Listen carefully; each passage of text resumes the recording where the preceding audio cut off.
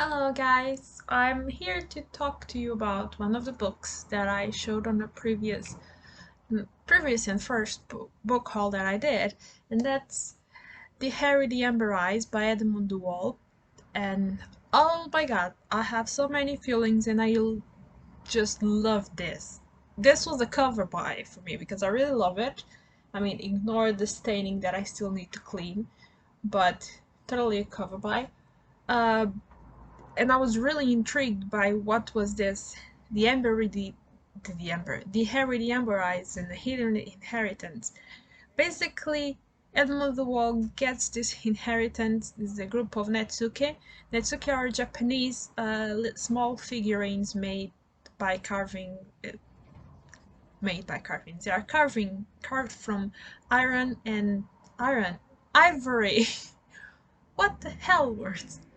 Ivory and other types of woods, and they are meant to be really small. They fit on the palm of your hand. They are meant to be handled. They are very smooth, and they can also be like displayed on your house.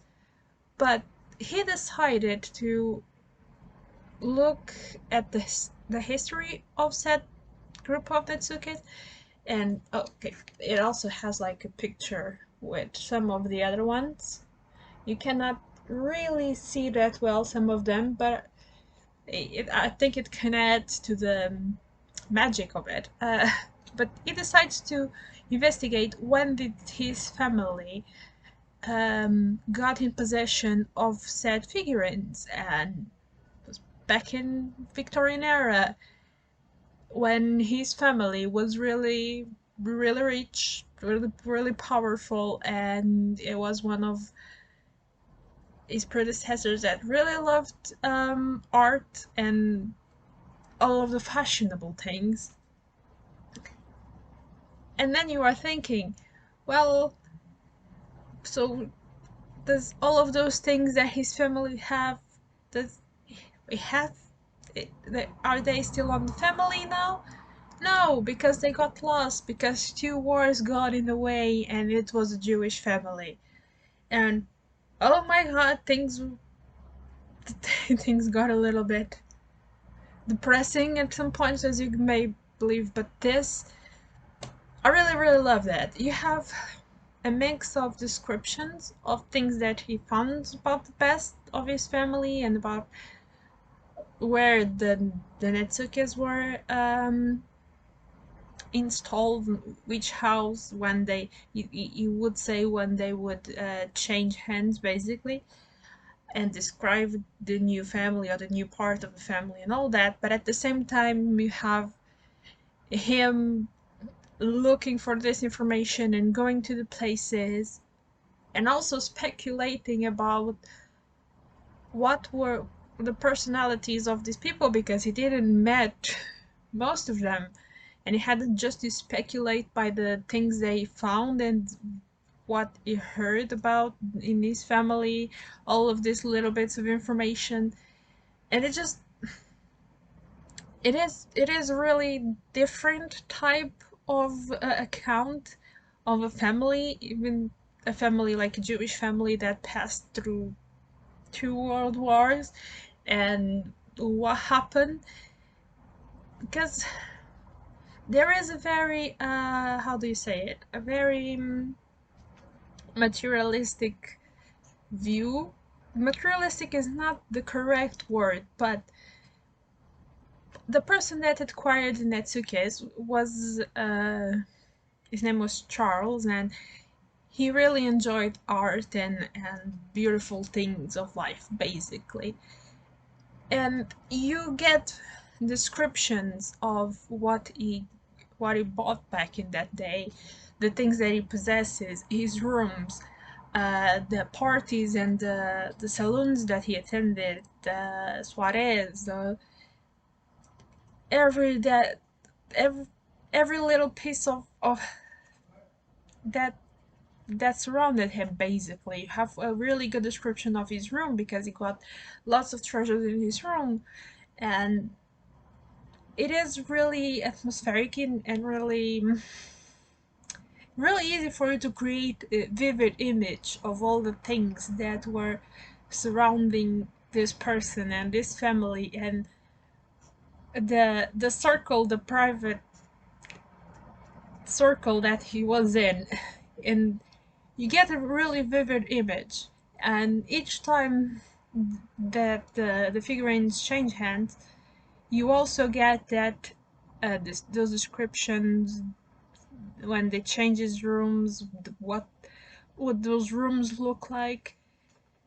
And then when it comes to the part where, well, things, if only the Netsukes were left at the end, there has to be a part somewhere in this book where things start to get taken from the family. And it's strange how powerful it is. Not strange per se, but I don't think I was expecting to to feel that it was as powerful as it was, because you can see it's so well explained that when things start to go wrong, it's almost like you start seeing them grabbing things and things going away, and the attachment of some things or what they represent, like the getting from a place while they were of privilege, of course, of richness, to a much humbler lifestyle and mental issues that all of that besides the war brings. It felt really more powerful than I was expecting. Basically, that's what I mean. And it's really atmospheric. I could see everything. I loved it to pieces. Like, I could see the good times really, really well. The parties, the meetings, the rooms, the gold, the lights. But then when things started to go wrong, it's almost as the lights were dimmed, and all of the beautiful things are starting to get away and being taken from, and it feels colder and much darker. It's almost like you are on a different room, but it is the same. The room is so different now. The house is the same, but things are starting to be different, and it's just, whoa. This is the first time that non-fiction sucked me in like this. Like, I I was taken to that story. I was in it for the long run. I didn't put this off. I really, really loved it. Of course, you get all of the interactions of the family with the said Natsuke, the pieces. Like, what there's descriptions of how different members of the family would have interact with them, and if they would have played with them, if they would have just enjoyed them, if they even looked at him, and how did they even survive still to the present day, and how did they end up back in Japan and now in the hands of the author. And there's just so much here. I just wanted it to keep going, to be honest. Really, really enjoyed it. And ah, this is one of those things that I really wish I had, like, lots of other copies of this book so I can just start throwing this to people's face and just be like, read this, you need to read this book.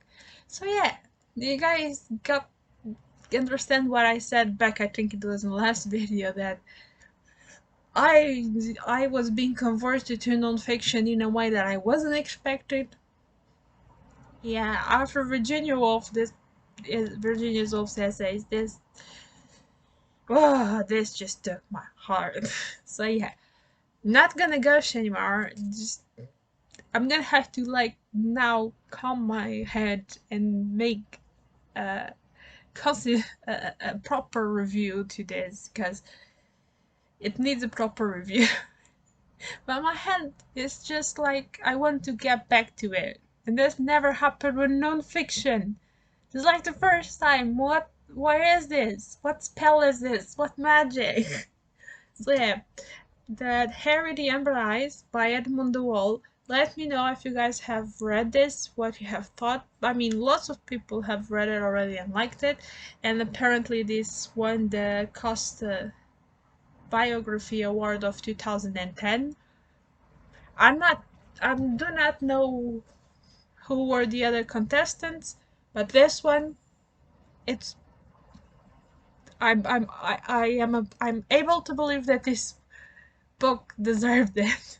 So yeah, this is all for now, guys. Let me know if you have read the book, if you want to read the book, if you have read, what you think of it. Please say that you love it as much as I did.